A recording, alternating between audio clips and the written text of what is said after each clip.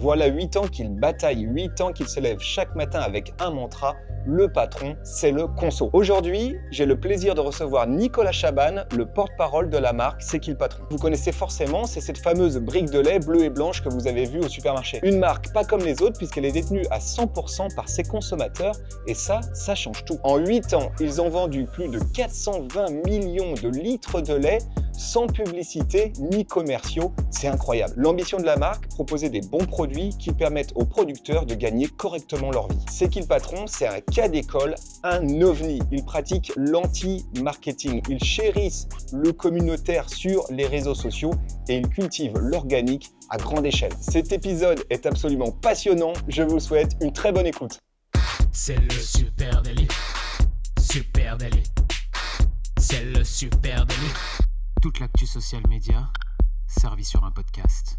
Bonjour Nicolas Chaban, c'est un plaisir de t'accueillir dans le Super Délit. Bonjour, je suis très heureux d'être là parce qu'on m'a beaucoup parlé aussi et je connaissais ce très beau podcast. Je suis content de pouvoir vous raconter cette histoire qui aide beaucoup de producteurs et de plus en plus de producteurs en France.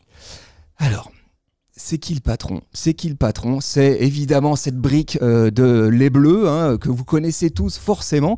C'est surtout une coopérative de consommateurs. J'aimerais bien que tu nous expliques ce que ça veut dire exactement. Ouais, ça, c'est le plus important avant de parler de cette aventure. Il faut avoir en tête, et c'est assez rare, qu'on est dans cette aventure des consommateurs. On n'est pas une start-up, on n'est pas une entreprise. On a fait toute cette aventure depuis le départ en tant que consommateur, sans fonds d'investissement, sans personne qui te dit tu dois développer du chiffre d'affaires, il faut que tu aies de la rentabilité.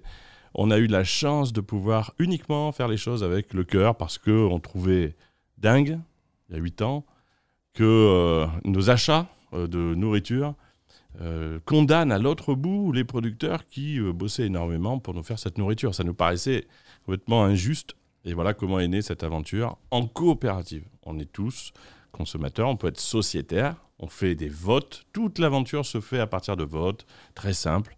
C'est un peu le bon sens qui décide de là où on va collectivement. Et c'est un peu atypique.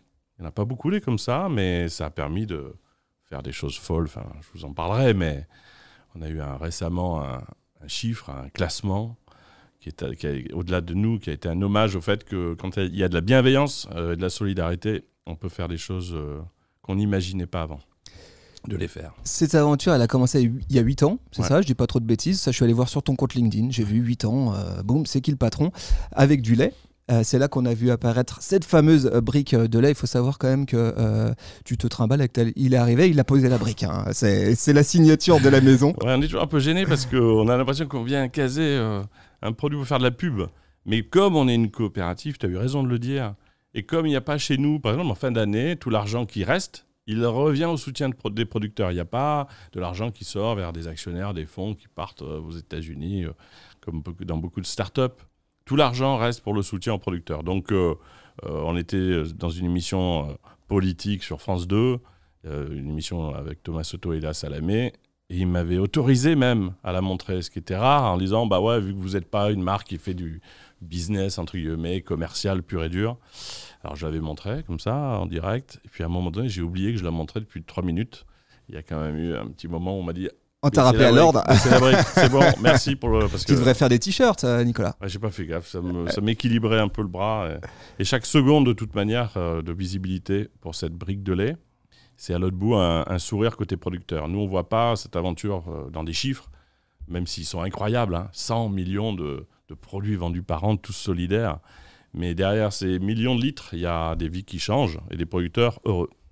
Alors justement, tu parles de chiffres. Aujourd'hui, vous avez commercialisé plus de 420 millions de litres de lait, c'est à peu près ça la data? Alors j'ai pas le chiffre exact, mais ça doit être c'est plus de 400 millions.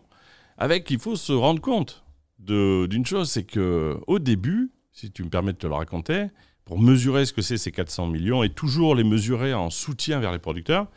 Quand on arrive et qu'on va voir les gros faiseurs de lait, on leur dit « mais faites une brique de lait qui aide les producteurs. Pourquoi vous rajoutez pas les fameux 8 centimes par litre ?» Il faut le dire maintenant. Pour que le producteur vive à l'autre bout, il faut rajouter 8 centimes par litre de lait. Si on ne les met pas, il ne vit pas, il bosse 7 sur 7, il est en galère, il n'arrive pas à prendre de vacances. C'est terrible, il a une vie, alors qu'il nourrit les autres qui passent par le fait de ne pas s'en sortir. Et quand tu rajoutes les 8 centimes, tout change. Donc nous, on a demandé aux grandes marques de les mettre. Personne n'a voulu le faire. Voilà comment est née l'histoire. Et quand nous, simples consommateurs, on était 1, puis 2, puis 3, puis maintenant on est 16 millions, on s'est dit on va aider les producteurs. Tout le monde nous a dit vous ne vendrez pas. Parce qu'il faut des millions, il faut une agence de com, ce qu'on n'a jamais eu, il faut faire de la pub à la télé, il faut avoir des commerciaux. Et puis on a cru dans le bouche à oreille, on s'est dit mais attends, mais 4 € de plus par an, 8 centimes fois 50 litres de consommation par an et par habitant, ça fait 4 € par an. Tu mets 4 €, tu éclaires la vie de gens à l'autre bout qui bossent pour te nourrir. Et on nous a dit ça ne marchera pas vraiment bien, maximum 5 millions de litres par an. 5 millions de litres par an, c'était déjà énorme. Première année, 33 millions de litres. Et là, tout le monde a regardé cette aventure en disant mais qu'est-ce qui s'est passé? Et même nous, on n'a pas su expliquer puisqu'on a un peu émotionnellement mis sur la table une aventure où on avait envie que les producteurs vivent. Et c'est parti partout en France, sans qu'on le voie et qu'on le mesure, chez une dame qui nous a dit 3 ans après, moi je suis allé dans mon magasin, dès que j'ai vu, j'ai dit au directeur, vous me connaissez monsieur, je viens souvent, ça il faut le mettre en rayon, ça aide les producteurs. C'est nous les consommateurs qui avons fait cette brique. Une autre dame qui a grondé un chef de rayon parce que le brique était trop haut. C'est pas bien ici, là, on peut pas l'attraper, mettez-la là. Ce qu'aucun commercial, évidemment, au monde n'aurait osé demander à un directeur. Donc c'est la spontanéité, ça existe encore et il faut y croire, hein. La bienveillance, le bon sens. Quand on se rassemble autour de ces deux choses très simples, on est capable de faire des choses absolument inattendues. Voilà, c'est ça la morale de l'histoire et on aide beaucoup de familles aujourd'hui. Mais Nicolas, toi, est-ce que tu es issu d'une famille, je ne sais pas, d'agriculteurs, d'éleveurs? Est-ce que tu es je me demande d'où vient l'idée, en fait. D'où t'es venue cette idée? Quel a été le déclencheur? À quel moment? Est-ce que toi, à titre perso, tu as une histoire avec le lait, avec l'agriculture? Ouais, j'ai une histoire qui est liée à ça. Alors, c'est mon grand-père qui était... D'ailleurs, on le fait parfois dans les salles. On dit, bon, qui a des parents producteurs? Bon, pas tout le monde lève la main. Des grands-parents. Alors déjà, c'est incroyable. Alors, des arrière-grands-parents, il y a quasiment toute la salle. Il faut se rendre compte que ces gens qui nous nourrissent, c'est nous, quoi. C'est-à-dire qu'il n'y a pas si longtemps que ça, on partageait ces journées, ce rôle clé. Il faut se rendre compte de ça. On va le voir après, mais aujourd'hui, ils disparaissent, ces gens-là. Donc, on va en parler. 27 exploitations mettent la clé sous la porte tous les jours. Des gens qui juste demandent à se nourrir. Ils ne demandent pas grand-chose. Ils partent pas beaucoup en vacances, ils bossent dur. Le lait, c'est 7 jours sur 7. Il faut que je décrive ce que c'est. Après, je réponds à ta question, mais tu démarres le lundi, on le fait avec eux. On était il n'y a pas longtemps. Tu es producteur de lait, 5h30 du matin. Tu vas faire ta traite pendant 1h30. Et puis, tu as fini. Nous, on est allé, effectivement, l'équipe, on est allé dans les exploitations faire les traites. On essaie de le faire le plus souvent possible. Et puis là, on a regardé l'heure, il était 7h50 et on avait fini la première traite. 7h50, le jour se levait et il restait toute la journée. En sachant que tu as une deuxième traite à 18h. Et ça, il est lundi, puis tu le fais le mardi, puis tu le fais le mercredi, le jeudi, le vendredi. Le vendredi, tu respires pas. Le samedi, c'est pareil. 5h30, 18h. Le dimanche aussi. Et le dimanche, tu es en apnée, pas eux, parce que c'est des durs à cuire et qu'on ne voit pas à quel point ils font des efforts incroyables. Et lundi, tu recommences. Et les vacances, tu les attends quand? C'est quelques jours, quand tu arrives à te faire remplacer. Ces gens-là, ils nous nourrissent. Ils amènent de la nourriture dans nos assiettes, dans celles de nos gamins. C'est pas possible, à un moment donné, qu'on ne les protège pas plus. Je viens à la question, mais ça me rappelle...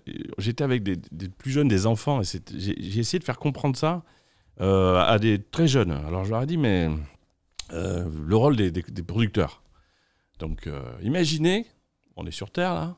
Et puis, tu as un peuple qui vient de loin et qui ne connaît absolument pas le système de notre planète. Alors, il va nous dire, bon, alors, j'ai compris que vous étiez, vous, les êtres humains. Très bien, OK. Qu'est-ce qui est le plus important pour vous?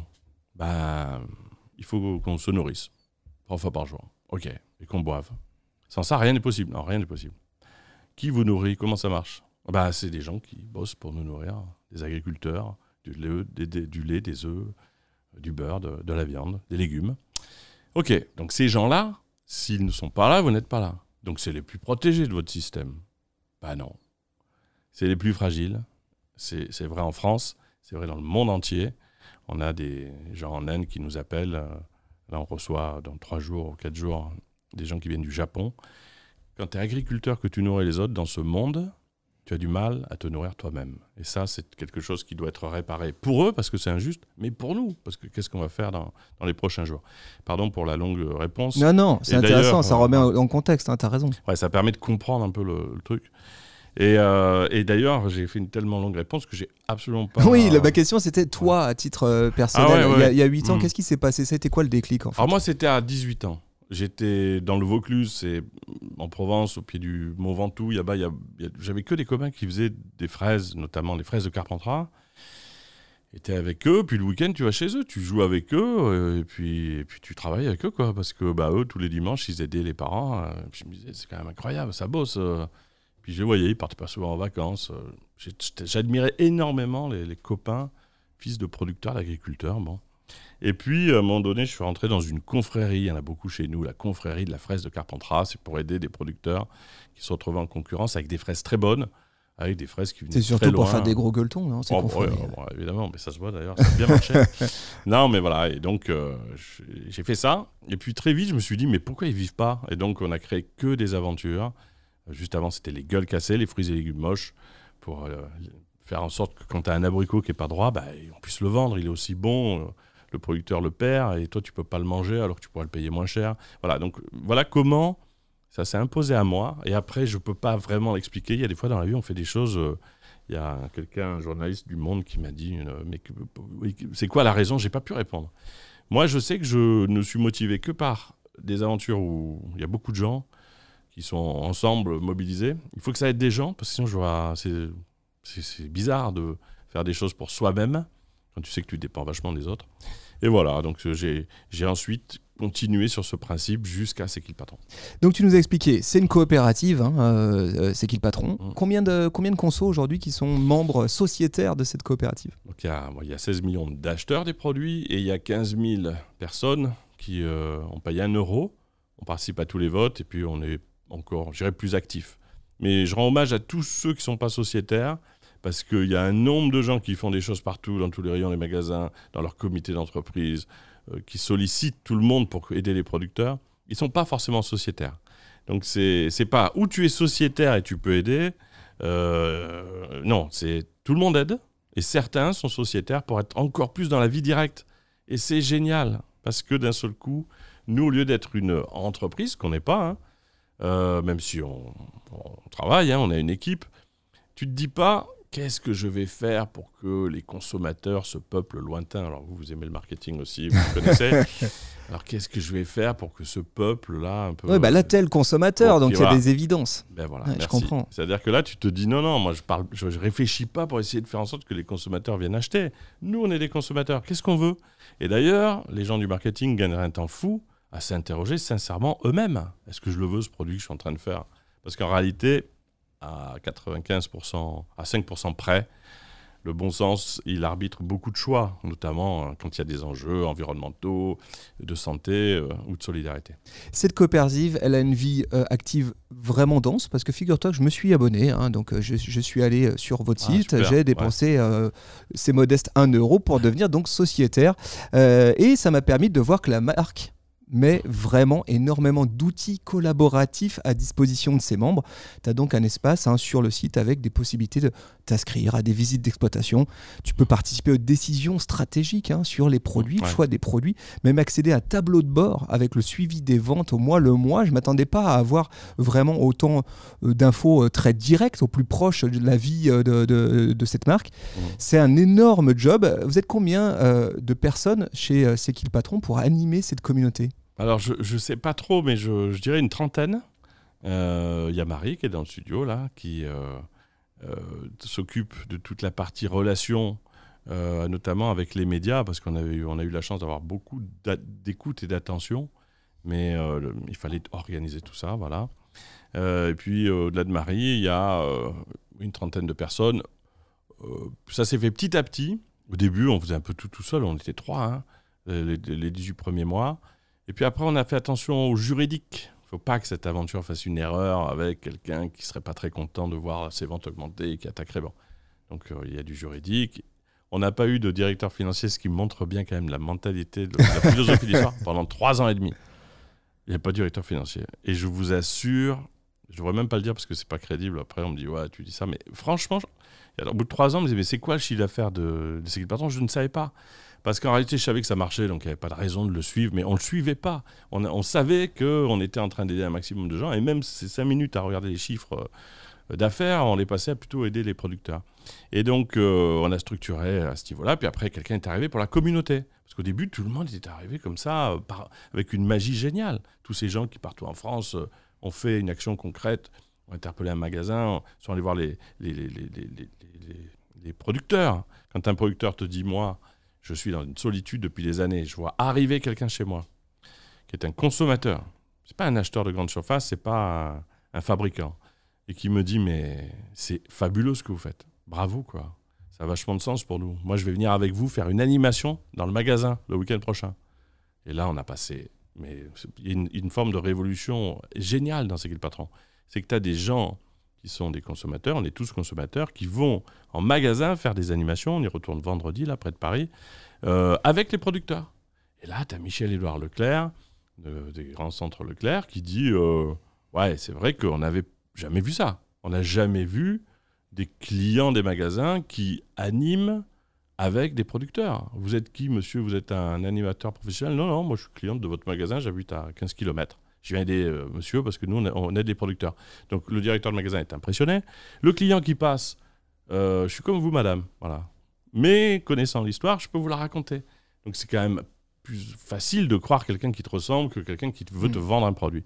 Et donc voilà, c'est comme ça que l'aventure a pris une dimension qu'on ne peut même pas raconter. Si j'ai le temps et si on y pense, je te donnerai la seule explication.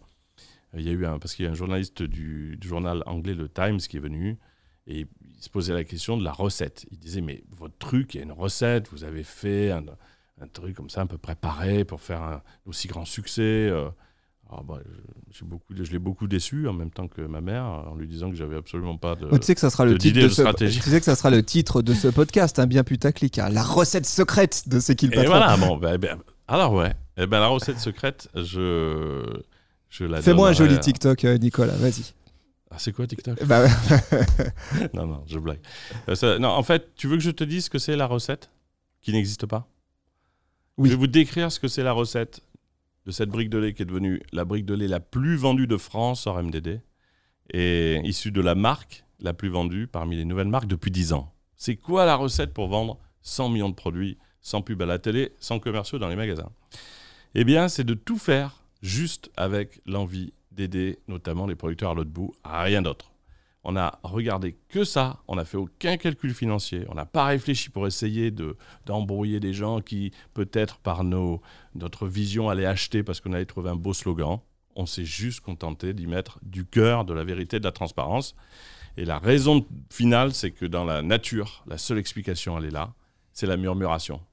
Quelqu'un m'a dit un jour, un sociétaire, tu galères un peu pour expliquer comment on a fait ce succès de dingo que personne n'avait vu jusqu'alors. Dans la nature, il y a ce qu'on appelle la murmuration. C'est les immenses vols des tourneaux qu'on voit comme ça voler dans le ciel avec des volutes parfaites. Ils font des changements de direction, ils sont des milliers. Tu vois ce que c'est ? Oui. Eh bien, les spécialistes ont démontré qu'il n'y avait pas un oiseau leader. Il n'y a pas un oiseau qui donne une impulsion à ce groupe. Il y a une intelligence collective qui s'empare du groupe et qui lui fait faire ce qu'aucun individu n'aurait pu faire à ce groupe tout entier. C'est ça, c'est qui le patron, et sans doute l'avenir de notre monde, si on fait confiance à notre bon sens et notre bienveillance. C'est que quand on se lâche un peu et qu'on fait les choses pour des belles raisons, il y a un supplément d'âme qui arrive et ça fait des succès jamais vus. Alors cette murmuration, comme tu dis, on la retrouve évidemment sur les réseaux sociaux. Il y a votre site internet où il se passe beaucoup de choses, vous nourrissez vos communautés. Et puis il y a le compte Facebook, 59 000 followers.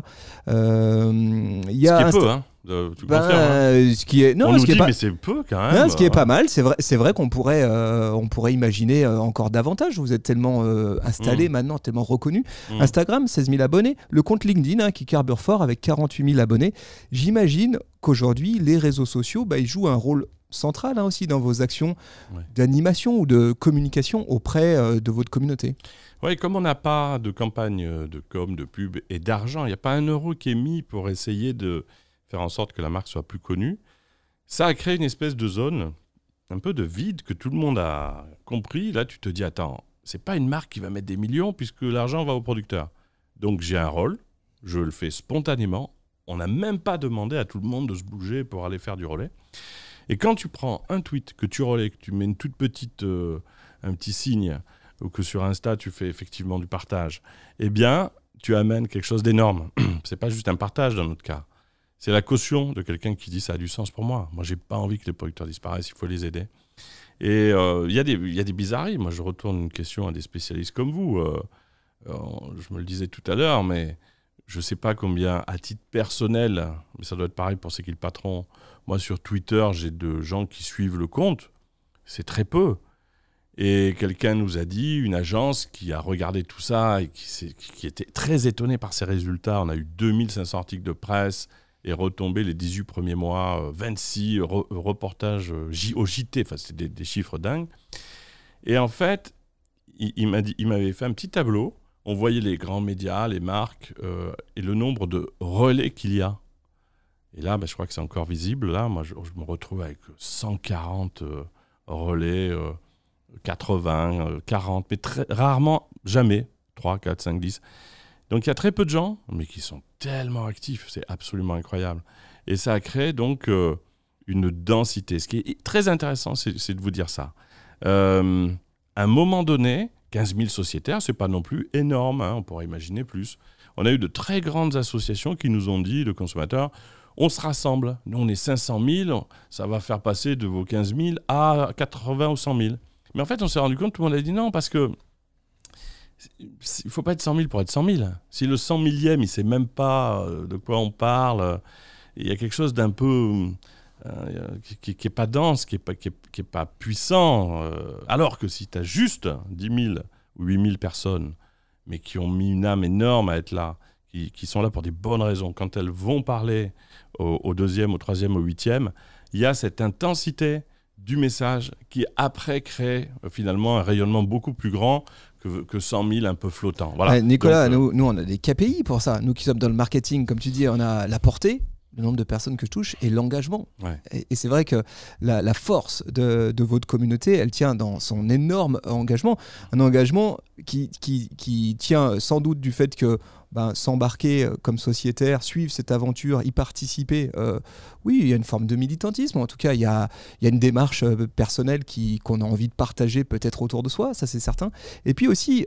ça ne tient pas non plus que du miracle. Vous mettez à disposition des outils. J'ai trouvé sur votre site, il y a quasiment un pack d'outils. En tout cas, c'est nouveau ça. Ouais. Vous incitez vos sociétaires, hein, les membres donc de cette coopérative, à être partie prenante. Ah, je peux te dire un truc là-dessus ? Oui. Comme quoi, c'est tellement collectif que moi, je peux avoir un avis qui n'est pas celui partagé par tous.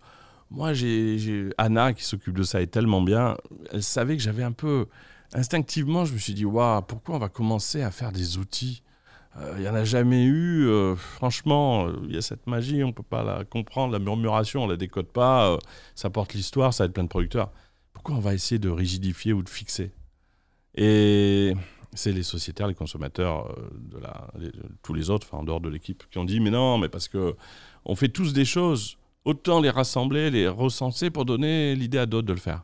Mais on reste vigilant, on veut voir, parce que moi... Tu tiens à ce truc organique, tu tiens à ce que ça soit organique, que ça ne soit pas non plus organisé, que ça ne soit pas un mouvement militant non plus, si je comprends bien. Hein. Parce qu'en fait, on l'a analysé après, ce n'est pas du calcul cynique. On te demande rien. Tu vois cette aventure, tu découvres que ça va être des producteurs, et puis tu comprends qu'il n'y a pas des gens qui s'enrichissent, hein, parce que tous les enrichissements personnels sont neutralisés, on ne pourra jamais revendre la structure. Moi, j'ai fait en sorte qu'il n'y ait pas la possibilité qu'un jour, elle se retrouve dans un grand groupe ou ailleurs que dans les mains des consommateurs et des producteurs. Mais tu te dis, j'ai vu ça, ils ne m'ont rien demandé, mais moi, je trouve que c'est bien. Si tu vas en magasin sans qu'on te le demande et que tu le fais spontanément, ton énergie, ton envie, mais elle est enracinée à 100 mètres de profondeur parce que tu as fait ce chemin tout seul. Si quelqu'un, même très bienveillant, te dit « Bon, maintenant que vous êtes là, ça serait peut-être pas mal que vous fassiez ça, ça, ça et ça », c'est très étonnant, mais ça parasite un peu la dimension qui était la volonté personnelle et individuelle de le faire sans même qu'on nous le demande. Donc, on fait attention à ça, mais comme on a beaucoup de demandes, qu'est-ce qu'on peut faire ? Parce qu'il y a dans notre monde 2 choses. L'argent. N'oublions pas que tout l'argent est dans notre poche, que tous ceux qui nous entendent se rendent compte que ce monde économique, ce monde global, qui est un peu étrange parce qu'on a confié un peu les clés à d'autres, il ne fonctionne que parce qu'à un moment donné, il y a économiquement de l'argent qui sort. Mais d'où ? Du fameux pays du bout du monde ? Non, de nos poches. Voilà. Tout l'argent de ce monde économique, aussi grand et spécial soit-il, le 1er janvier, chaque année, il est dans nos poches. Qu'est-ce qu'on en fait ? Où on le met ? Si on butine, sans trop savoir à quoi il va servir, ça, c'est le monde d'aujourd'hui. Si à un moment donné, on se rassemble, ça coûtera le même prix, on fera grandir des entreprises qui paient bien les salariés, qui font gaffe à l'environnement. Ça, c'est à portée de main. Donc, c'est un début de ça, c'est qui le patron.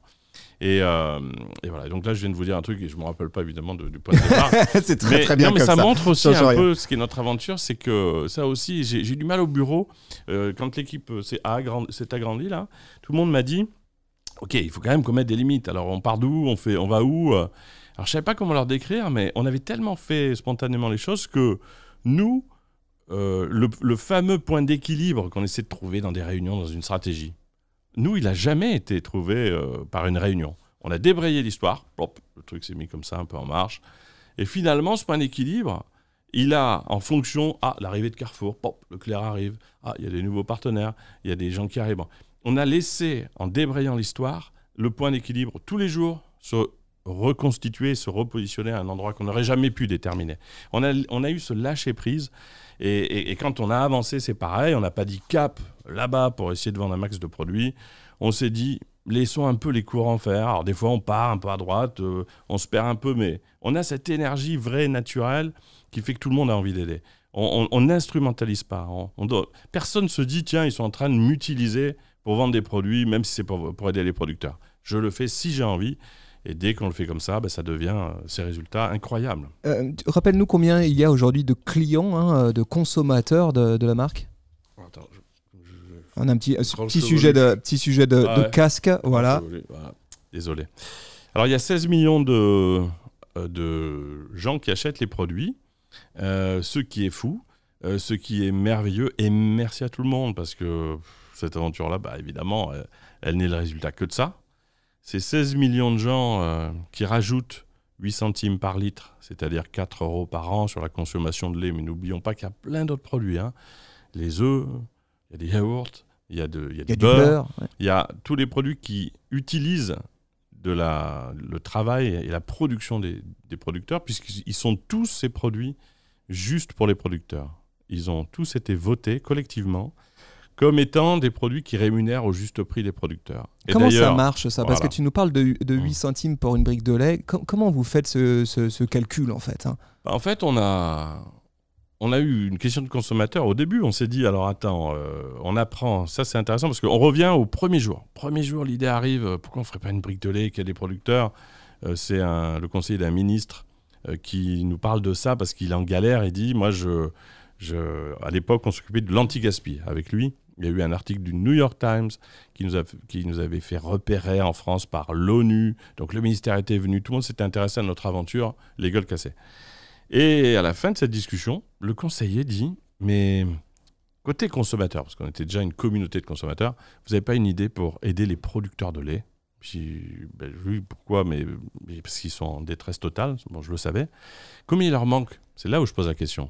Combien il manque sur un litre de lait pour que le producteur s'en sorte ? Ils n'avaient pas la réponse. C'est très intéressant.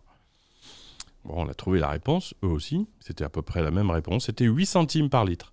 Ça voulait dire quoi ? Ça veut dire que quand, pendant des années, le lait se vend sans qu'on fasse, nous, consommateurs, cet arbitrage-là, je vais vous décrire le système. Tu as une brique de lait, il y en a 5 en rayon. Qu'est-ce qu'on fait si on n'a aucune raison d'acheter celle qui serait un peu mieux ? On achète la moins chère. On est tous pareils. Si tu n'as pas de raison, tu achètes le moins cher. Mais pourquoi ? Parce qu'au bout d'un moment, les magasins se battent un peu pour avoir les clients. La seule boussole depuis 40 ans, c'est je dois avoir des produits moins chers. C'est vrai que c'est important le prix, surtout en ce moment. Mais pas quand ça flingue les gens qui nous nourrissent, l'environnement, le bien-être animal. Enfin, il y a des enjeux. Le plus bas prix, mais pas à n'importe quel prix. Et donc voilà comment tu as une pression qui se fait par le marché. Alors tu as Intermarché, Leclerc, Carrefour qui essaient d'avoir un produit moins cher. Et puis à un moment donné, L'industriel, il se défend parce que lui, il faut qu'il ait sa marge, il veut gagner son argent, il veut payer ses salariés. Et qui ensuite est écrasé par ce système du prix le plus bas qui pousse vers le bas? La surface molle, celui qui est le moins capable de se défendre, le producteur. Et à lui, on ne lui dit pas « Bon, on t'a mis le prix qu'il fallait ». On lui dit, depuis 40 ans, désolé, voilà ce qui te reste, des miettes. Juste de quoi survivre et tenir. Et d'ailleurs, ils sont en train de plus tenir. Donc ça, nous, en tant que consommateurs, c'est notre argent qui arrive par le haut. Et ce qu'on a dit à tout le monde, c'est stop, stop, stop, stop. Non. Que vous gagnez votre vie un peu plus haut, ok, on accepte. Mais pas qu'en bas, il y ait quelqu'un qui soit dans une détresse comme celle-là. Un producteur se suicide tous les 2 jours en France. Une personne, c'est un des plus hauts taux. Quand le père il arrive à la fin de sa vie, il a fait 7 sur 7, qu'il n'a pas pris beaucoup de vacances, il s'est versé 600 € par mois, est-ce que le fils va reprendre la ferme? Non. Donc, il y a des chiffres alarmants, ces gens-là, il faut les protéger. Et c'est comme ça que nous, consommateurs, on est arrivés en disant « Bon, on va changer les choses. » Calmement, on a dit... et pour répondre à ta question, quand on a créé C'est qui le patron, on a dit, nous, on ne veut pas de ce système où à la fin, le producteur, à chaque fois, il va se retrouver en difficulté. On part de lui. Alors, on a pris la brique de lait, je me rappelle. Il y avait Laurent Pasquier. On avait marqué ça sur la première brique de lait en disant, il y avait Martial Darbon, Wilfried Paco, Aurélie. Il y avait les premiers producteurs de l'Ain, pas très loin d'ici. Et on leur a dit, voilà, nous, on n'est pas des acheteurs de grande surface. Nous, les consos, on ne va jamais négocier avec vous. On ne négocie pas avec les gens qui nous nourrissent. Combien vous devez avoir de rémunération par litre pour qu'on ait le droit de marquer cette phrase. Ce lait rémunère au juste prix son producteur. Maintenant, on a mis aussi sa productrice. Et Martial Darbon dit, ils étaient à 20 centimes. Écoutez, je sais pas, 35. Ils n'osaient pas trop nous dire, comme si on était acheteurs. Déjà, si c'était 35. Je dis, non, mais Martial, dis-moi le vrai prix. Le prix où tu te couches le soir, tu te dis, je suis payé au juste prix de mon travail, qui n'est pas facile. Nous, 2 centimes de plus, je vais te dire, sur une année, on avait fait le calcul, on boit 50 litres. Ça faisait 1 €. Nous, c'est 1 € pour nous. Et toi, c'est peut-être la respiration de la tranquillité, une semaine de vacances avec ta famille. On préfère les mettre que de les économiser, nous, les consommateurs. Et voilà comment on est arrivé aux 39 centimes. Et là, on n'a jamais oublié ça, et c'est le cas depuis 8 ans. Celui qui décide, au niveau des produits C'est qui le patron, du prix, pour le producteur, c'est lui-même. Même pas un représentant des producteurs. Même pas quelqu'un qui dit « Ouais, ce prix-là, les gars, ça ira, on ne peut pas faire autrement. » Non, c'est des consommateurs qui demandent au producteur. Donc on a changé le système, et vous l'avez là, on est reparti du producteur, et on a dit à tout le monde on crée un bloc de marge. Voilà. Et il y a vos confrères de France 2 qui ont filmé ça dans un reportage. On pose la brique de lait sur un bureau. La journaliste dit mais vous négociez pas, il y a l'acheteur, vous négociez pas le prix? Ben non, dit l'acheteur, regardez, il y a un prix. Ce prix, il est écrit, voté, conseillé par les consommateurs. On n'a pas, nous, à négocier si le consommateur dit oui. Et en mettant ce c'est-à-dire prix... que tu as écrit le prix sur la bouteille pour être sûr que chez Carrefour, Leclerc, etc., ça, fou, ouais. il le place au prix que vous avez dealé, on est d'accord? Je ne sais même pas comment on a fait ça, et je remercie celui qui a eu l'idée de le faire. Je ne sais pas, c'est dans l'équipe. C'est une des idées les plus grandes de cette aventure, c'est qu'on n'a pas le droit d'imposer un prix à un magasin. Le commerce est libre, tu dis pas bonjour. Lui, il t'achète des briques de lait et après, il en fait bien ce qu'il veut. Et c'est une loi qui est importante, sinon on peut plus avoir de commerce. Soit, mais nous, merci Raphaël, je vais citer des noms de l'équipe, Roman, les 2 avocats qui bossent tous les jours pour nous défendre là, prix conseillé voté par les consommateurs. On a eu le droit de mettre une mention. Nous, les consommateurs, on a voté ce prix-là, on vous le conseille. Après, vous faites ce que vous voulez. Et finalement, les directeurs de magasins ont tous suivi. C'est quoi tes relations là avec ces géants? Tu dois être un sacré casse-pied. C'est qui le patron? Ça doit leur casser les pieds, cette histoire. Jusqu'à présent, ils se battaient tous comme des centimiers. C'est un métier de centimier aussi, la grande surface. Et ils se battaient tous pour avoir le prix le moins cher. Toi, tu arrives en disant, il y a peut-être une alternative. On l'a dealé, on a mis le prix sur la boîte, comme ça on est sûr que vous ne pouvez pas nous arnaquer. Mais ouais, en faisant ce prix, il a lui-même sa marge et on le délivre d'un truc incroyable. Il n'a plus à se demander s'il a fait son super métier d'acheteur du prix le plus bas. il a sa marge, le prix est stabilisé, et comme il n'y a plus personne qui s'attaque sur le prix, le producteur est protégé. Donc à la question comment ils ont vu tout ça, nous, on a tout fait de façon, et on le fera toujours de façon très bienveillante. C'est-à-dire, si je vous raconte rapidement le tout premier rendez-vous avec Jérôme Bédier, le patron de Carrefour, comme j'ai jamais fait à titre personnel de structure, on m'a jamais vu faire des succès, ouais, finalement collectifs, il y en a eu, mais pas, j'ai jamais revendu en faisant des millions. Je suis pas un entrepreneur qui est connu pour faire de la réussite personnelle. Les distributeurs le savent. Ils savent qu'ils n'ont pas un fournisseur qui va, à un moment donné, capitaliser de la richesse. Ils savent qu'ils ont quelqu'un d'un peu spécial. Ils me disent des fois, il y a un côté un peu ovni dans l'approche. Moi, je leur dis, on va faire une marque de consommateur. Il n'y aura pas 1 euro qui sortira de l'histoire, donc aidez-nous. On n'est pas un fournisseur comme un autre. Et Jérôme Bédier, je me rappelle lui avoir dit, on se parle de père de famille à père de famille, quoi. Franchement, les producteurs qui nous nourrissent, vous êtes du Forez, pas loin. C'est pas possible que ces gens-là n'y arrivent pas. Ne le faites pas si vous nous voyez comme un fournisseur, parce qu'on est les clients des magasins. Est-ce que vous êtes OK pour le faire avec vos clients des magasins? Et il m'a dit, ouais, j'y vais. Allons-y. Enfin, il a dit plus poliment que ça, mais... Et la plus belle histoire, alors je ne vais pas vous couper si c'est trop long, toutes ces histoires, mais elle est incroyable. On coupera rien, Nicolas. Prends ton temps, raconte-nous. Non, mais cette histoire est incroyable, ça me fait penser à ça. Jérôme Bédier, donc c'est celui à Carrefour qui, s'il dit oui, le produit arrive en rayon. Et c'est Bertrand Swiderski, il faut le signaler, qui amène jusqu'à lui cette aventure.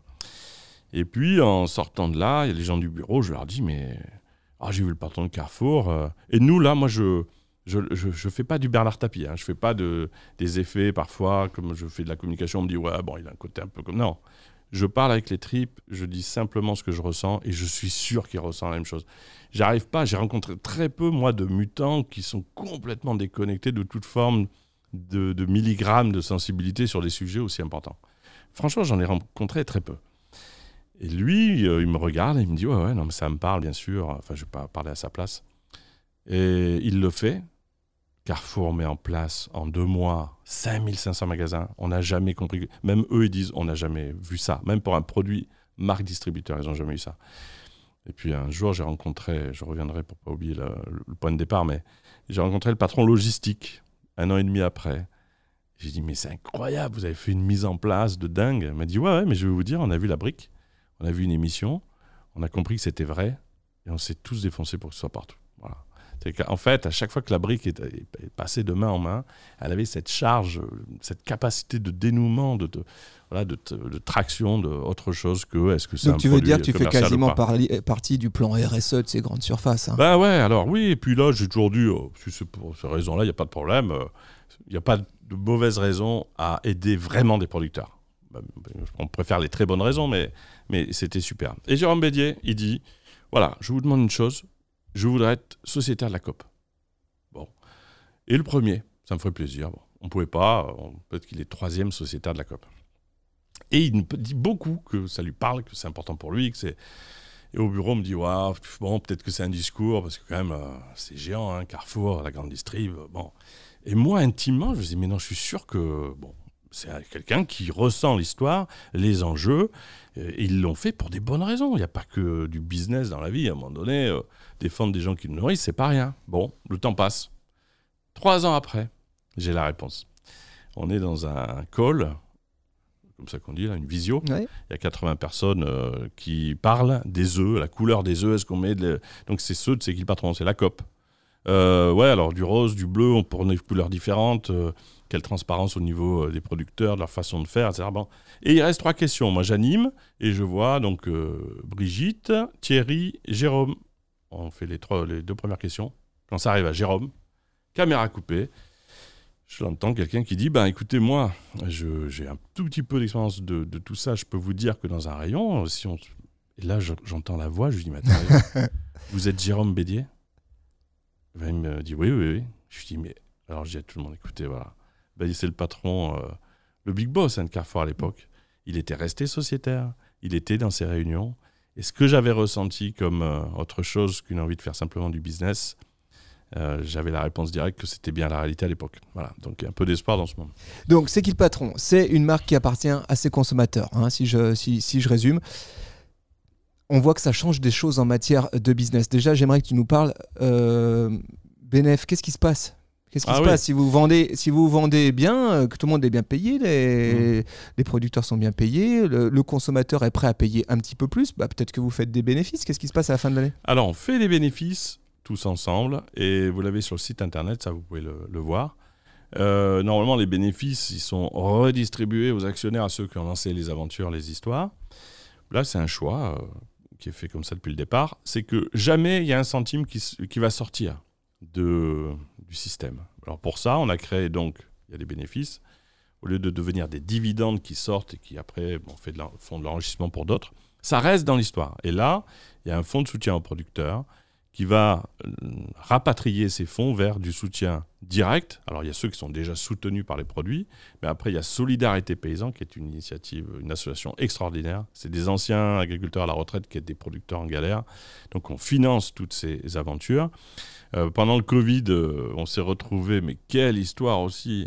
Le Covid fait que les produits se mettent à se vendre. Enfin, c'était triste ce moment, et à la fois la farine, les œufs, tout le lait. Et je vois arriver, alors là on doit avoir un directeur financier je pense, le chiffre de 300 000 € de plus en 2 mois. Donc de chiffre d'affaires, mais c'est du bénéfice chez nous, puisqu'on a des frais de fonctionnement qui sont assez limités. Qu'est-ce que fait une entreprise normalement? Elle le garde ou fait un trésor de guerre. Ou alors elle se le distribue, comme on dit. Nous, avant même d'arriver à la fin de l'année, on s'est regardé, on était 10, il y avait des gens tellement émus, et moi aussi. On s'est dit, mais attends, on ne va pas garder cet argent. C'est l'argent des gens qui galèrent, ils ferment leur commerce. Les producteurs, ils en ont besoin. En 24 heures, on a demandé un vote. On a dit aux sociétaires, les bénéfices de cette année, est-ce qu'on ne les redescendrait pas tous? Et on a pu le faire. C'est-à-dire que tout l'argent qui a été gagné est allé en aide directe vers d'autres. Et chaque année, vous avez ça sur le site internet, il y a une partie qui reste en réserve. Ça veut dire qu'on ne veut pas non plus dépendre des banques, de fonds.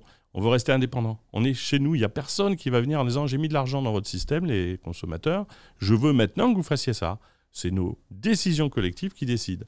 Donc voilà, c'est important de le souligner, et c'est ce qui fait, et moi je me suis posé la question très simplement, mais ça allait très vite, est-ce que j'irais faire une journée d'animation en prenant un jour de congé si je sais qu'il y a 2-3 personnes qui ont lancé l'aventure, même si elle est sympa et qui, à la fin de l'année, s'enrichissent? Je leur en voudrais pas, mais je n'irais pas faire l'animation. Donc je savais que c'était clé, et c'est pour ça que ça a été dès le début comme ça, que la marque des consommateurs soit la marque qui ne soit pas la marque de Monsieur Dupont ou Madame Durand. Et voilà, c'est comme ça qu'on a mis sur l'ensemble des structures, vous le voyez sur Internet, un système impossible de revendre les aventures, impossible de redescendre des dividendes. Il faut que ce soit absolument un système durable. Et on va annoncer dans les prochaines semaines quelque chose d'encore plus incroyable qui va définitivement ramener cette dimension collective. Enfin, bon, désolé, j'en parle un peu sans dire ce que c'est, mais on fait gaffe pour que ce soit bien verrouillé pour les producteurs, mais ça va aller encore plus dans ce sens. Alors, le point de vue de C'est qui le patron, en tout cas ce que vous défendez, c'est que le consommateur, nous consommateurs, on a un pouvoir. Voilà, qu'on peut faire bouger les choses en achetant les bons produits. En décidant, c'est ce que tu disais tout à l'heure, en décidant que ma thune, je la mets au bon endroit. Et là, du coup, ça peut faire bouger les choses. Si j'achète un produit un peu plus cher, ça a un impact positif quelque part. Est-ce qu'ils sont difficiles à convaincre les consommateurs français? Parce que ce que tu dis là, toi tu le dis, ça semble une évidence.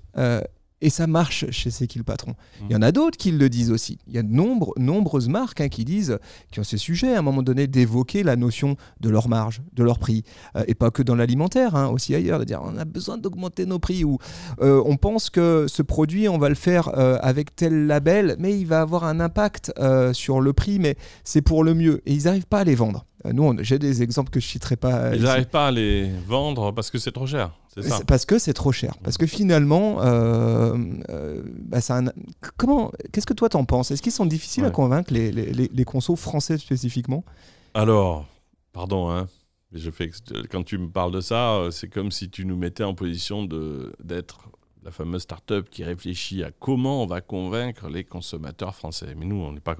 T'es déjà convaincu? Non, c'est qu'on ne voit pas les autres acheteurs comme des gens qu'il faut qu'on arrive à convaincre par des arguments. C'est profond, hein, c'est-à-dire que même, je vois ce que c'est ça. C'est un peu ce qui s'est fait pendant des années, ce qui se fait encore. Non, on est nous, des consommateurs. Donc, pour pas jeter la pièce en l'air et arriver dans cet aléatoire un peu avec des inconnus que tu décris, on dit, OK, est-ce qu'à ce prix-là, on achèterait? Et là, il y a une majorité de gens qui vont dire, attends, moi, j'achète que si les centimes vont bien à l'endroit déterminé. Donc, c'est pour ça qu'on a créé un système pour aller tout vérifier, autant d'énergie donnée à créer qu'à vérifier. Et ensuite, qu'est-ce qu'on nous dit? Bah là, vous augmentez, c'est ton cas à toi. La brique, elle est passée de 99 centimes avec l'Ukraine, le Covid, à 1,27. Même moi, je me rappelle, je disais, waouh, je voyais la brique augmenter. J'avais tellement peur pour les producteurs. Je dis, mon Dieu, ça va décrocher. Ça va décrocher. Parce que c'est dur pour tout le monde. Eh bien, ça n'a jamais décroché. Là, on est donc devenu la marque la plus vendue en tant que nouvelle marque des 10 dernières années, ce qui montre que c'est une réalité qui est maintenant très forte dans le rayon. C'est 14% de progression, alors que le rayon du lait baisse de 3,5%. Ça, les observateurs disent, on n'a jamais vu. Et pourquoi? Parce qu'on sait en tant que consommateur où vont chaque centime. On a été les seuls, on n'en a pas fait la pub plus que ça. Vous allez, si tu es sociétaire, tu peux le voir et le retrouver. On a dit, bon, on va augmenter, ça s'est fait petit à petit, sur les 28 centimes d'augmentation. 13 centimes iront à la laiterie des producteurs, 15 centimes aux producteurs. Tu savais que ce prix augmenté, il allait soulager les producteurs avec des chiffres, on voyait que l'alimentation, le animal, tout s'envolait, donc c'était normal. La laiterie, on lui a demandé, tu peux nous montrer les factures d'électricité de 5 millions à 25 millions. On s'est rendu compte qu'il fallait le faire. Quand tu es sûr que ton argent va au bon endroit, tu apportes ton argent. Alors ça, c'est la première preuve. Il faut de la transparence et de la vérification. Pas de la com et du marketing, pas de la promesse, pas du tour de magie en disant, bon, on va bien le faire le truc, puis ils vont acheter. C'est pas vrai. On n'achètera pas si on n'est pas sûr et qu'on ne peut pas vérifier. Il y a les deux notions. Et après, il y a autre chose. Pendant très longtemps, on s'est dit le prix le plus bas, seule boussole. Ben oui, c'est vrai. Il ne faut pas dire que ce n'est pas vrai. Notamment, aujourd'hui, tout le monde galère et c'est très difficile. Mais on a oublié de se rendre compte qu'il y avait, quand il faut rajouter 4 € par an pour le lait, 30% de gens, 30% de familles qu'il ne faut jamais oublier, quand tu n'arrives pas à finir tes mois pour nourrir ta famille, on ne peut pas te parler de 1 centime de plus. Tu n'as même pas l'argent pour y arriver. D'ailleurs, il faut bosser pour ces gens-là parce que ça, c'est pas possible. Mais on a fait un peu un tout. On a oublié de dire qu'il y avait 70% de gens qui pouvaient les mettre, les 4 €. Donc c'est en créant cette visibilité-là, en arrivant à lire différemment l'histoire, ça ne devenait plus personne ne peut rien payer au juste prix, parce qu'il ne faut pas appeler ça un produit plus cher. C'est pas un produit plus cher, c'est un produit au juste prix. Une brique de lait moins chère, elle n'est pas au juste prix parce que le producteur à l'autre bout il est en train de crever parce qu'il n'a pas de quoi se nourrir. Ça s'appelle un juste prix. Donc c'est remettre sur la table l'équation, et nous, consommateurs, on n'a pas vendu aux autres un tour de magie de com ou de marketing, puisque nous-mêmes, on était comme tous, et chacun s'est auto-contrôlé, vérifié, a posé des questions, et une fois qu'on s'est dit, OK, on est tous d'accord, il n'y a personne qui manipule personne, ça devient notre aventure et nos produits. Donc finalement, transparence, capacité de vérifier que les centimes vont aux bons endroits, et là, c'est ce que j'avais dit à Michel-Édouard Leclerc, amicalement, j'espère qu'il ne m'en voudra pas que je raconte toutes ces histoires, un jour, il m'avait dit, mais... Bon, OK, ouais, on va essayer de mettre les produits en rayon. Ils n'en avaient pas à l'époque. Mais ça ne marchera pas, ça. Ils sont un peu plus chers. Ça ne marchera pas, ils sont un peu plus chers. Et donc, je lui avais dit, il avait fait une visite un matin en douce. C'était assez génial. Il est venu voir si c'était des vrais consommateurs. Je trouvais ça d'ailleurs assez fort. C'est vraiment vous êtes des vrais consommateurs, là. Vous vérifiez les factures de lait, l'argent du producteur. Oui, c'est bien le cas. Bon, il a fait cette vérification-là.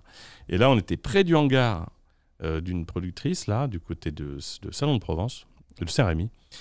Et je lui dis, mais cet argument, c'est-à-dire, c'est un peu plus cher, ça ne se vendra pas, je vous le retourne. Combien vous avez de produits comme ça, où nous, consommateurs, on entre dans un magasin, Leclerc, et on est sûr, ça s'affiche là, qu'il y a X produits, où quand tu les achètes, tu redonnes vraiment le sourire à des producteurs qui peuvent s'en sortir, qui peuvent céder leur ferme à leurs enfants. Il n'y en a pas. Donc, mettez 50% de produits avec des centimes aux bons endroits, au juste prix, avec cette garantie pour nous consommateurs, et on refera les comptes. Et c'est comme ça, il m'a dit en souriant, ok, c'est vrai que ça, je ne peux pas, cette inconnue-là, je ne la connais pas, on va essayer de mettre les produits. Et voilà comment Leclerc, et c'est tellement énorme, qui est connu pour être le moins cher en France, eh bien, c'est le premier contributeur à la croissance de l'aventure. Il n'y en a pas un qui pousse plus chaque mois. Il y a Carrefour qui est le plus gros vendeur historique, qui est la grosse locomotive. Et le deuxième, qui avance très très vite, c'est Leclerc, avec même pas un magasin sur 2. Donc, le bon sens, encore une fois, la bienveillance, l'envie que notre argent serve à quelque chose de bien, n'a aucune barrière. Les barrières, ce sont celles, pendant 40 ans, de gens qui ont réfléchi à notre place. Les consommateurs, ils veulent pas ça, les consommateurs, ils veulent pas ça. Bon, posez-nous la question, et on dira. Mais quand même, Nicolas, aujourd'hui, moi, en tant que consommateur, j'ai compris que effectivement, ce que j'achetais pouvait avoir un impact. Ceci étant, il y a tellement d'injonctions. Il y a le sujet écologique, il y a le sujet du manger sain, il y a le sujet de la santé, du bien-être animal, etc. C'est quoi, aujourd'hui, toi, ton feeling, la place qui est laissée au sujet des producteurs, des éleveurs, des agriculteurs, dans les nombreuses injonctions qui nous arrivent à nous, conso, tu vois? Je comprends pourquoi il marche bien, ce podcast, parce que tu poses une question à ce moment-là qui est la question clé. Là. En réalité, on est tous pareils. Bon, il faut aider, c'est vertigineux. Qu'est-ce que je peux faire? Je commence par quoi? Il y a plein de priorités. Bon, mais là, les producteurs, c'est très simple. Si tu veux faire quelque chose de bien, commence par aider les producteurs, parce qu'on n'a pas le choix. S'ils ne sont pas là, on ne va pas se nourrir. On va parler 2 minutes de ce qui vient du bout du monde. Le bateau qui vient de Nouvelle-Zélande, il arrive jusqu'à nous, mais on voit que le contexte géopolitique, les guerres, comment on est sûr qu'il va arriver jusqu'à nous, ce bateau, dans les prochaines années? Donc, protégeons les producteurs à nos portes. Et une fois que tu pars de cette logique-là, pour ce qui est impact sur l'environnement, bien-être animal, des milliers de conséquences à nos actes d'achat, tu te rends compte qu'il y a une grande sœur qui peut orienter et permettre tout ça, c'est l'équité, la solidarité. Tu ne peux pas demander à un producteur de faire un produit qui limite l'impact sur l'environnement, qui fait gaffe au bien-être animal, pour reprendre ces 2 exemples, si à un moment donné, il ne gagne pas sa vie. Martial Darbon, il avait, je me rappelle, en 2016, un tracteur diesel qui polluait. Il se faisait engueuler par tout le monde, mais il pouvait pas faire autrement. Il n'avait pas l'argent pour changer son tracteur. Il est aujourd'hui à la retraite, Martial, et on le salue avec Martine. Ils ont la maison la plus écolo j'ai jamais vu ça. Donc, vous voyez bien que son cœur, il était fait pour avoir évidemment des changements, mais il n'avait pas l'argent pour le faire. Donc, en donnant l'argent à des producteurs, on s'assure qu'ils vont être là et leurs enfants pour nourrir nos enfants. C'est clé. En donnant de l'argent qu'il faut, ils n'en abusent pas. Hein. Vous n'avez jamais vu des producteurs en train d'être plus riches que je ne sais qui. Bon, c'est des gens raisonnables. Ben, quand tu leur donnes de l'argent, eh bien, on le voit, nous, et le 15 octobre, on va présenter tout ça à Paris. On va montrer à quoi a servi l'argent. Moi, j'y étais il n'y a pas longtemps. Et Sébastien, tellement touchant. Allez voir une vidéo de Sébastien. Vous allez sur le site internet, vous prenez témoignage de Sébastien. Vous pouvez les trouver sur Instagram. Aussi, y a franchement, allez voir ce que ces centimes représentent à l'autre bout. Mais il y a un projet de long métrage. Là, je parlais au réalisateur il y a 3 jours. Il voyait les vidéos, le témoignage de Sébastien en disant mais c'est des héros, quoi. Les mecs, ils bossent, c'est dur. Ils font 7 sur 7, ils tiennent le coup. À un moment donné, ils sont presque prêts à lâcher. Et ils respirent, ils s'en sortent, ils retrouvent le sourire. Et là, on était chez lui et il m'a montré. Voilà ce que j'ai pu faire. Là, j'ai pu protéger le foin. Avant, je ne protégeais pas mon matériel, donc il y avait de la pluie dessus. Donc, il y a un bien-être animal. En été, il fait très chaud. Ben, les vaches, là, on peut aérer. Donc, j'ai remonté de 2 étages. Bon. Tu te dis, attends, mais ça, c'est mes 8 centimes. Donc, non seulement ils vivent, ils sont heureux, il y a plein de choses qui s'arrangent. C'est des fourrages locaux, pas des fourrages qui viennent du fin fond de l'Europe, qui auraient consommé, évidemment, et qui auraient pollué. Le bien-être animal, les vaches, au lieu d'être dans une étable, elles sont 3 à 6 mois dehors. L'équité, l'équité, même pas la solidarité, le prix juste, c'est le grand frère de tellement de choses positives qui soignent le monde qui nous entoure. Nos actes d'achat, il faut se rendre compte de ça. Si tu veux changer le monde, il y a un raccourci qui est très simple. Tu regardes, quand tu achètes un produit, il faut en avoir la certitude, hein, où va ton argent, à quoi il sert. Si à un moment donné, tu as un produit qui impacte positivement la vie du producteur, mais donc la vie des gens autour de lui, parce que celui qui vendait la nourriture animale, les 80 familles qui allaient disparaître, lui disparaissait aussi. Donc ça crée une espèce d'économie circulaire. Ça permet à des gens de vivre, ça permet à des gens de limiter leur impact sur l'environnement. Voilà, c'est un moyen simple de changer le monde. On dit toujours, et on l'a dit il y a longtemps, la carte bleue, c'est un bulletin de vote surpuissant. C'est pas je vote une fois et puis j'espère qu'on le fera pour moi. C'est je le fais. Voilà. Je comprends ce qui se passe derrière mon acte d'achat. On se rassemble, et je répète que si les 1600 milliards d'euros des dépenses annuelles des ménages, c'est le chiffre INSEE du 1er janvier, c'est qui les plus riches de notre pays et les plus puissants? C'est bien nous, les consommateurs et les citoyens. Si on arrivait à se parler un peu, à se rassembler, à se fédérer, on pourrait faire des choses extraordinaires et qui nous permettraient, puisque ça reviendrait vers nous, d'améliorer aussi nos vies. J'ai l'impression, moi, tu sais, je suis karatéka. Je fais du karaté. Et tu sais, quand tu te bagarres, je sais pas si tu connais un peu les arts martiaux, on parle de kimé, tu sais, la force. Et j'ai l'impression que toi, tu as quelque chose comme ça. C'est ta mission, c'est plus que ça, c'est un combat. Et il y a de la baston dans ce que tu racontes. Il y a eu une première baston en plusieurs épisodes. La première, évidemment, à un moment donné, c'est faire rentrer ces produits en grande surface. Tu nous as parlé de différents éléments qui ont permis que cette marque elle s'installe. Rappelons que vous avez 0 commerciaux. Et ça m'intrigue. Ça m'intrigue vraiment de savoir comment vous avez fait ce tour de passe-passe, de faire rentrer cette marque aussi fortement. Là, parmi celles et ceux qui nous écoutent, je pense qu'il y en a qui eux-mêmes ont des marques et essayent de les faire rentrer aujourd'hui dans les rayons. Et ils se bataillent. Et ils ont des commerciaux sur la route. Je ne vais pas te dire super question à chaque fois, mais ouais, c'est pareil.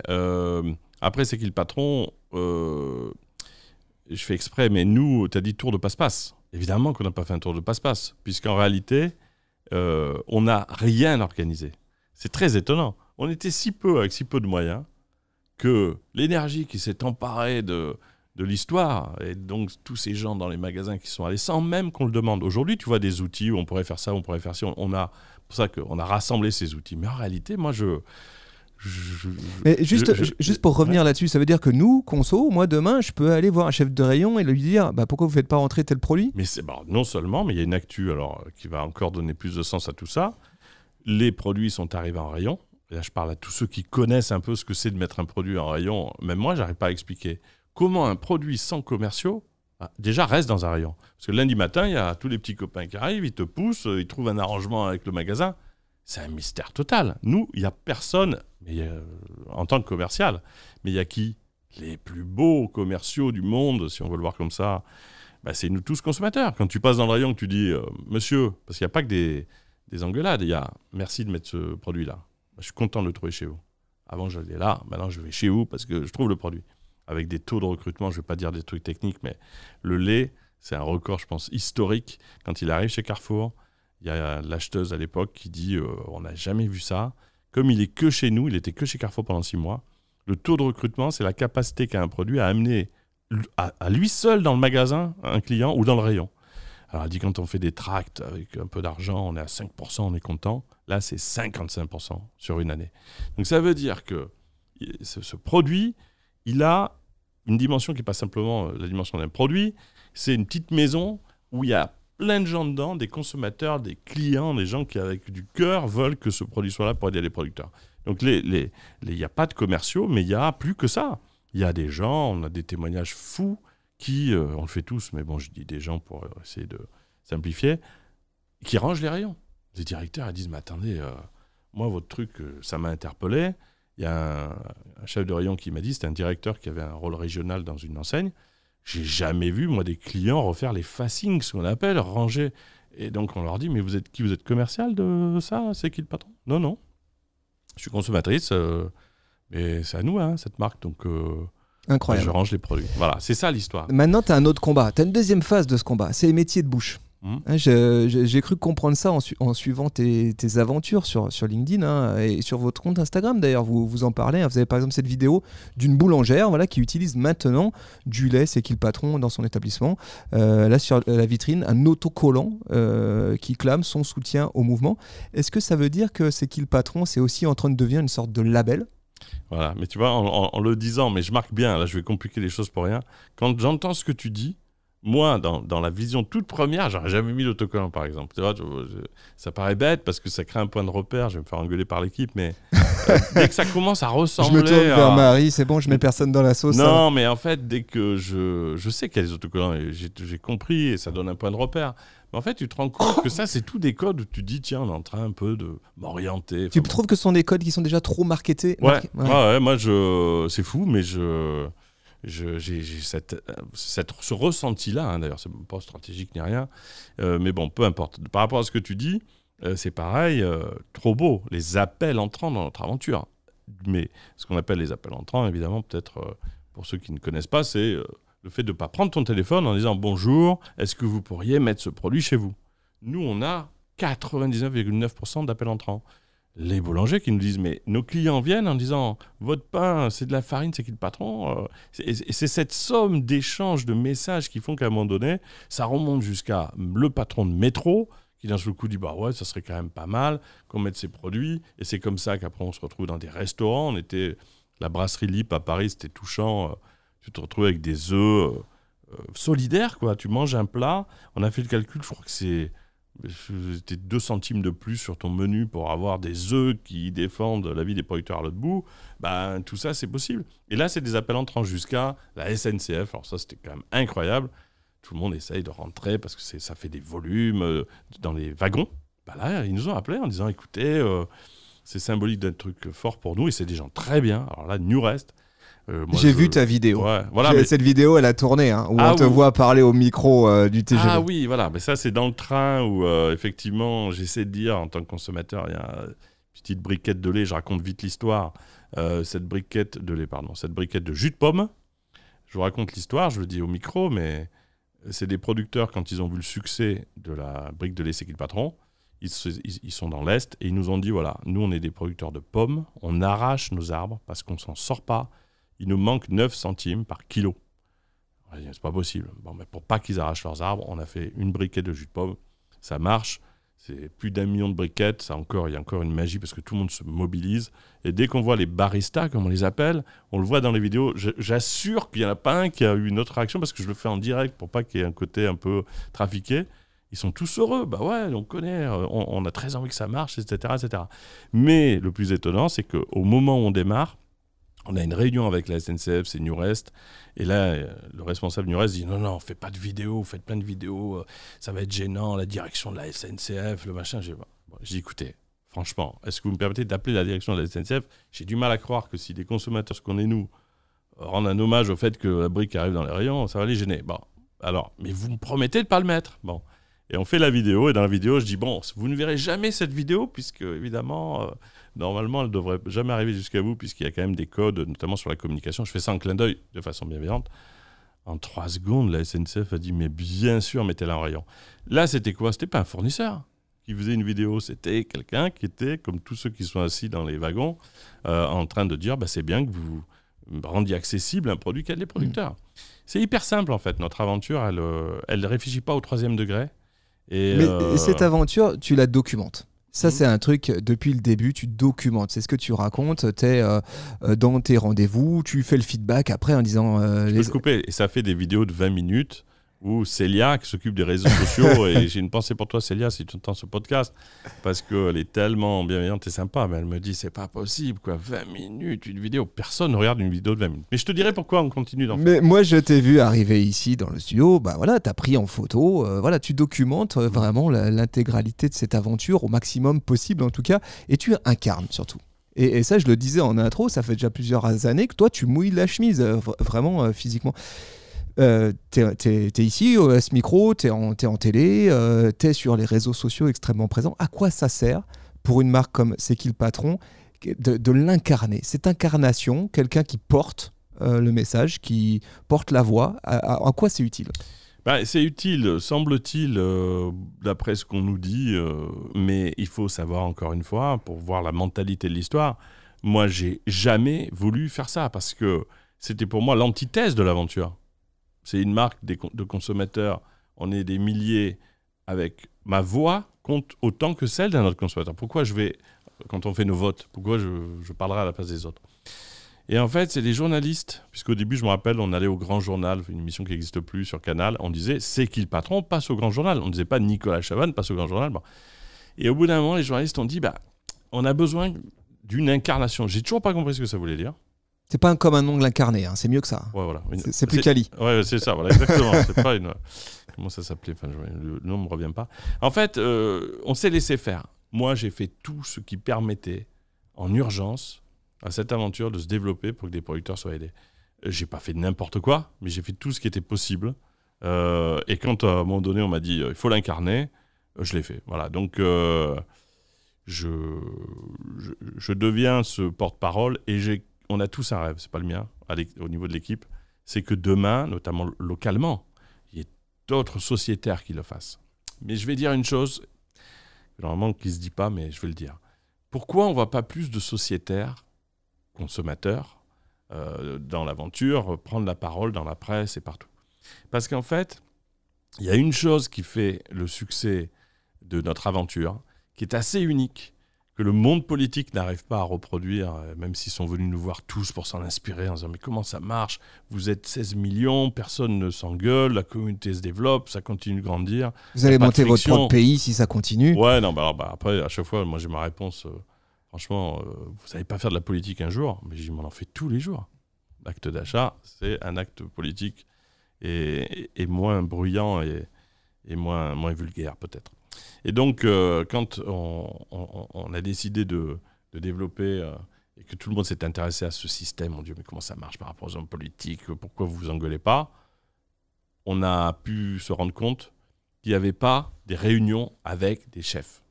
Comme c'est des votes collectifs, quelle décision on prend? On vote, on prend la décision.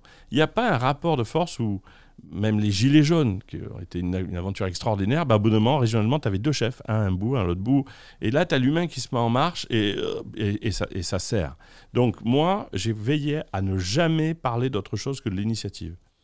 Et on va essayer de faire en sorte que d'autres sociétaires le fassent, mais les journalistes sont un peu... Moi, je sais comment ça fonctionne. T'es un bon client. Ouais, non, et puis tu portes bien le message. J'essaie d'éviter les pièges. Mais tu as un journaliste localement qui dit alors, sur le protectionnisme, au niveau de manger français et les producteurs, ça rejoint pas un peu les idées des partis politiques. Bon, si tu n'es pas quelqu'un qui est habitué et qui dit stop, hop, tu te retrouves dans un bourbier. Ben voilà, donc c'est la seule chose qui nous freine, mais on doit tous pouvoir représenter, et franchement, tout le monde le fait, pas devant un micro, mais c'est 100 fois plus puissant encore même, c'est le bouche à oreille.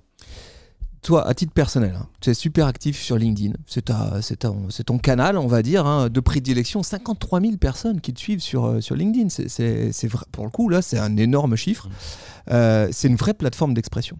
Voilà. Tu le fais à fond, j'ai regardé, tu publies 2 à 3 fois par semaine, donc il y a une vraie prise de parole. Trop. C'est beaucoup de travail aussi, cette partie-là. Est-ce que tu as quelqu'un qui te donne un coup de pouce sur la gestion de cette prise de parole-là? Non, c'est pareil, et mon Dieu, je vais en profiter pour le redire. Alors attention, c'est le moment où, quand je dis ça, je sais que ça peut être pris pas forcément de la bonne manière. Mais j'ai revu sur LinkedIn, on voit les demandes de mise en relation. Et en fait, il y a un seuil où on ne peut plus. Moi, j'en suis malade. C'est-à-dire qu'à partir d'un certain niveau, on ne peut plus accueillir de gens. Et donc, je crois qu'il y a 1200 personnes, là, en quelques semaines, là, qui disent moi, j'aimerais bien vous parler d'une chose ou d'une autre. On ne peut pas, parce que techniquement, on ne peut pas les prendre. On ne peut pas répondre aux questions. Pourquoi est-ce qu'on ne répond pas à des messages? Les gens nous disent mais attendez, vous commencez un peu à vous la péter, vous ne répondez pas aux messages. Et je répète toujours la même chose, parce que moi, je l'ai fait. Tu réponds à 20 messages, il y en a 20 par jour. Et puis sur les 20, il y en a 16 qui te font une réponse. C'est une conversation, oui, bien sûr. 8, non, mais le jour d'après, tu en as de nouveau 20. Donc en fait, tu arrives à 800 messages à gérer. Et c'est navrant parce que ça, c'est un vrai problème et c'est dommage qu'on ne puisse pas plus se parler les uns les autres avec la contrainte des 8 heures de temps. Et donc, je fais tout seul au nom de la transparence et de la vérité. On a réfléchi un peu, je crois que c'est Marie qui est là, effectivement, on s'est dit, je sais pas, on peut t'aider à faire une réponse automatique, et on s'est tous dit, non, c'est pas ce qui est le patron. tu reçois un truc qui n'est pas écrit par la personne que tu voulais joindre. Enfin, il y a un truc qui ne va pas. Donc, ça fait bosser aussi le week-end. Mais... devenez sociétaire, claquez 1 euro, accédez au site web, et puis là, vous pouvez participer. Oui, voilà, c'est ça, c'est poser des questions. Et puis après, l'équipe aussi. Et nous, on a la culture de... C'est quoi C'est qui le patron et pourquoi il y a... Et ça, c'est triste, pas d'autres aventures qui ont reproduit C'est qui le patron. 8 ans après, marque qui se vend fort et qui aide beaucoup de gens, pourquoi il n'y a pas eu d'autres initiatives? Parce qu'en fait, ça se joue à la première seconde de l'histoire. Si le pas de vis, il est faussé, le millimètre du début, il fait 50 km à l'arrivée. Et j'ai vu plein d'aventures, je ne les citerai pas. On a essayé d'aider plein de gens. Et à chaque fois, j'ai vu arriver des startups. Et ça ne marche pas.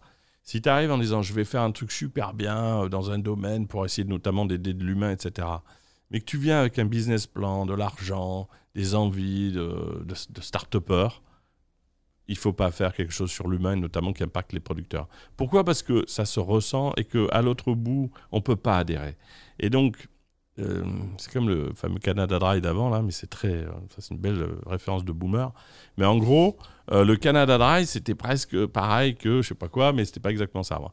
La RSE, les valeurs, le cœur, l'émotionnel, c'est 100% rien. C'est pas, j'étais à 30, maintenant je suis à 80, je me rapproche du... Non, c'est pas technique ces données-là. C'est oui ou non.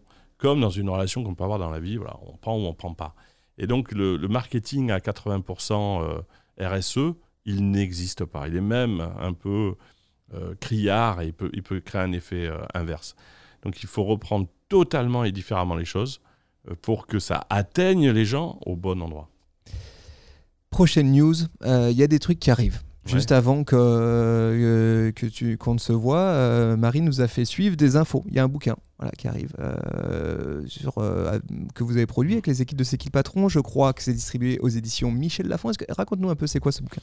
Alors, c'est un manifeste. C'est pareil, nous, on n'est pas trop bouquin. Au départ, on aime bien aussi faire un peu tout à la mano. Là, bon.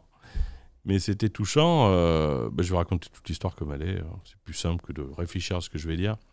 On avait très envie de montrer à quel point la vie des producteurs avait été impactée en 8 ans par nos achats solidaires collectifs. Nous, on le voit, mais les autres. Alors, on est allé voir dans l'Ain les familles, les premières familles, et on est entré dans des niveaux de transparence avec leur accord jamais vus. Qu'est-ce que ça a donné sur ta vie ? Est-ce que tu peux partir en vacances ? On est rentré dans la comptabilité, pour que ce soit plus comme ça, de la com un peu marketing. Est-ce que ça change votre comptabilité ? Les témoignages sont incroyables. La comptable, quand elle est passée, qu'il y avait une vraie paye, que je gagnais ma vie, je l'ai vue, elle m'a regardé, elle n'en revenait pas. Il y a un papa qui était à la retraite, qui a vu le prix payé, et le fils m'a dit, mais il s'est mis à pleurer, quoi. Il a dit, mais c'est la première fois que je vois mon travail rémunéré au juste prix. Donc c'est cette donnée-là qu'on est allé récupérer pour le montrer à tout le monde le 15 à Paris lors des 8 ans. C'est aussi un prétexte. On fête les 8 ans de l'initiative et on le fait à ce moment-là. Et ce travail-là, on en avait parlé. On a quelqu'un qui nous aide en coulisses, mais qui dit peu de choses. Donc c'est bien de rendre hommage à des gens qui ne la ramènent pas et qui font concrètement les choses. C'est Karine Lemarchand. Karine Lemarchand, que je ne connaissais pas, qu'on connaît tous à travers L'amour est dans le pré. J'ai vu quelqu'un que on pouvait imaginer comme tout le monde en train de se faire un peu en représentation télévisuelle. Le week-end, elle bosse, elle appelle les producteurs. On s'est mis, alors moi je bosse aussi beaucoup le week-end, on passait des week-ends à essayer de trouver des solutions, mais elle trouve des solutions, elle dépiote, elle engueule un comptable qui a planté les comptes d'un producteur qui se retrouve dans la mouise, elle paye elle-même même des interventions d'avocats, enfin bon. Voilà, il faut parler aussi des gens qui font des choses bien. Et elle avait une éditrice, Elsa Lafon, qui, dans une conversation, a dit « mais il faut qu'on fasse passer ce message comme un petit manifeste ». Et donc, en quelques jours, c'est la magie de C'est qui le patron, c'est toujours la même chose. Tout le monde s'est mis en marche. Voilà, je cite les gens de l'équipe. Alors, je ne veux pas les oublier, mais il y en a beaucoup. Notamment Mafoud, qui a fait un travail génial sur toute la partie création. On a pu, donc, aux éditions Michel Lafon, avec un intérêt, c'est que d'un seul coup, tu te retrouves dans les librairies, bon, ça va beaucoup plus vite, à un prix très raisonnable, volontairement, et Elsa Lafon a compris, il faut que tout le monde puisse l'acheter 2,90 €. Et l'idée, c'est que tous les bénéfices aillent évidemment au soutien des producteurs. Pourquoi je décris ce cadre ? Parce qu'à l'intérieur de ce manifeste, il y a une belle histoire donc, il y a très simplement, les producteurs disparaissent. En France, on va prendre 2 minutes, on était 1 500 000 exploitants agricoles, on avait 1 500 000 exploitants agricoles en France en 1970, on en a 395 000. On en a perdu 100 000 en 10 ans, 27 par jour. Tous les jours, 27, mettre la clé sous la porte. Tu ne gagnes pas ta vie, tu fais un dernier dîner avec ton épouse et tu dis, bon, on arrête, on part pas en vacances, on fait rien, je trouve un boulot au SMIC, je vais mieux gagner ma vie, tu vends tes vaches et les vaches ne reviennent jamais. Voilà. C'est ça ce qui se passe en France aujourd'hui.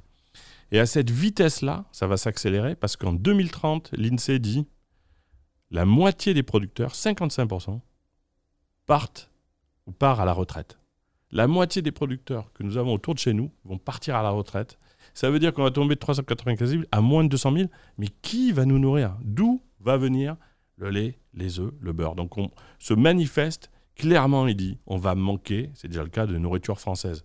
Les fruits et légumes, 1 sur 2 viennent de l'extérieur, le poulet, le beurre. Mais est-ce qu'on se rend compte que le monde a changé ? C'est-à-dire qu'il y a 40 ans, on disait, peut-être qu'il y aura moins de produits de chez nous, mais on va le prendre ailleurs. Le fameux bateau de la Nouvelle-Zélande avec du lait, des œufs, 20 000 km, déjà l'empreinte carbone, super. Mais est-ce qu'on est sûr qu'il va arriver jusque-là ? Est-ce que c'est un pari très raisonnable de parier sur de la nourriture qui vient de l'extérieur ? Rappelons-nous les masques, pendant la période Covid, ça paraît fou, qui sur le tarmac se sont vus achetés par les États-Unis qui ont mis plus d'argent parce qu'ils étaient en pénurie. Bon, la Chine achète demain les bateaux qui seraient destinés à la France. Je mesure bien la dimension un peu qui n'est pas de science-fiction, mais on n'est pas loin de ça. Donc aujourd'hui, ils sont là, ils sont encore là. Leurs enfants sont encore passionnés. Il y a des jeunes qui sont prêts à bosser. Ils nous nourrissent. Si demain, on n'a plus ces familles de gens proches de chez nous qui s'appellent les agriculteurs pour remplir nos assiettes, qu'est-ce qui va se passer ? J'ai dit à un grand patron dans une émission, qui est un vendeur de voitures, vous allez vendre quand même beaucoup moins de voitures le jour où on va se questionner sur comment on trouve de la nourriture qu'aujourd'hui.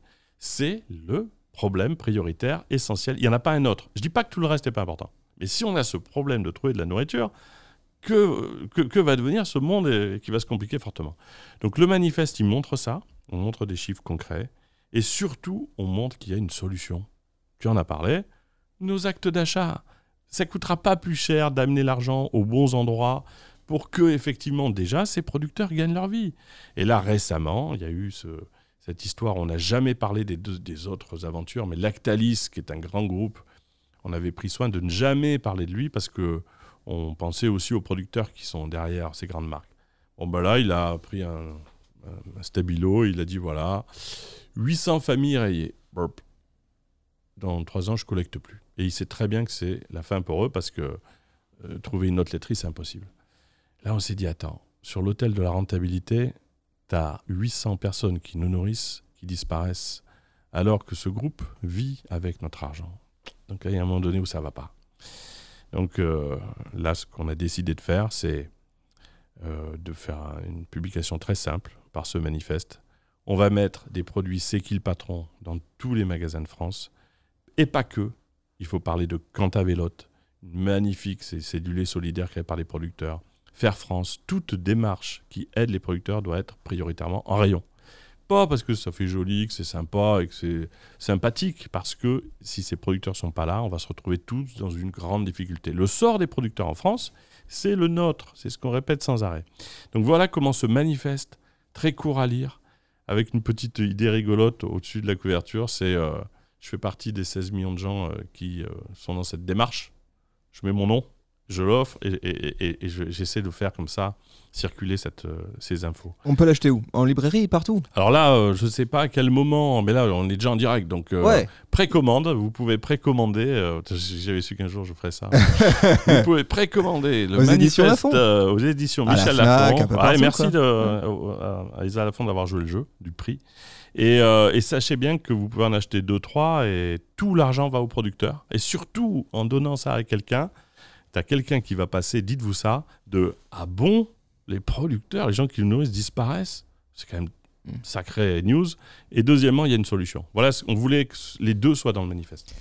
Nicolas, ça fait déjà un petit moment qu'on parle. On s'est dit plein de choses. Moi, j'ai kiffé. Voilà, j'en ai appris beaucoup aujourd'hui. Si là, celles et ceux qui nous écoutent, ils veulent aller un cran plus loin, qu'est-ce qu'on leur conseille ? On leur conseille évidemment de faire attention à leurs achats en magasin, d'acheter la brique bleue et le reste des autres produits. La brique bleue ou tout autre produit qui aide à coup sûr des producteurs. Voilà. Nous, quand tu as une démarche de consommateur, on ne veut pas devenir Coca. On ne veut pas que ce soit la marque qui soit la plus grande du monde.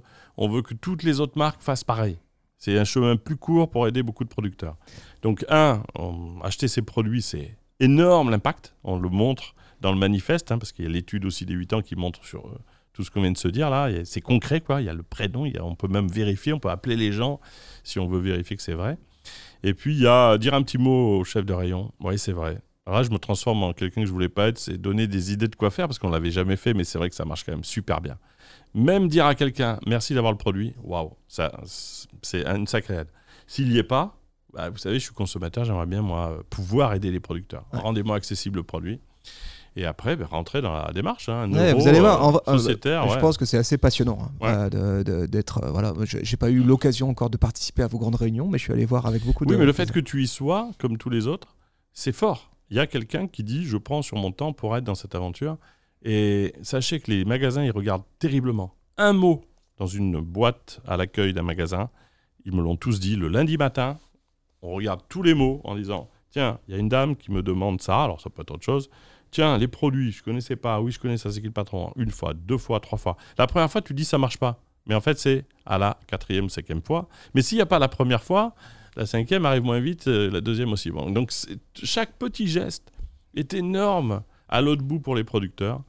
Et je veux vous dire ça, mais eux, quand ils nous voient faire ces petits gestes, ils passent de tout le monde nous oublie, on crève en silence, on n'a pas de moyen de rien faire, il y a une famille de gens qui s'intéressent à nous, qui a envie qu'on soit là et qu'on soit en bonne santé. C'est ceux qui consomment, ça s'appelle les consommateurs. On est des alliés extraordinaires pour eux. Et si on parle aux producteurs, nous les consommateurs, personne ne se mettra en travers de ce rendez-vous fondateur.